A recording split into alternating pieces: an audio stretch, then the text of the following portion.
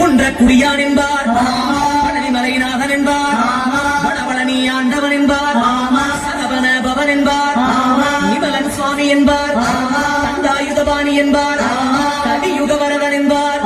வெற்றி வடிவேலன் என்பார், வீரவடி வேலன் என்பார், மரகத வண்ணன் என்பார், ஞானப்பரம் கேட்டவனா, நம்பினோரை நாடுபவனா, காவடி பிரியனா, ராஜ அலங்காரம் கொண்டவனா, ஆண்டியாய் நின்றானா, ஆனால் செல்வத்தை எல்லாம் கொடுப்பான்.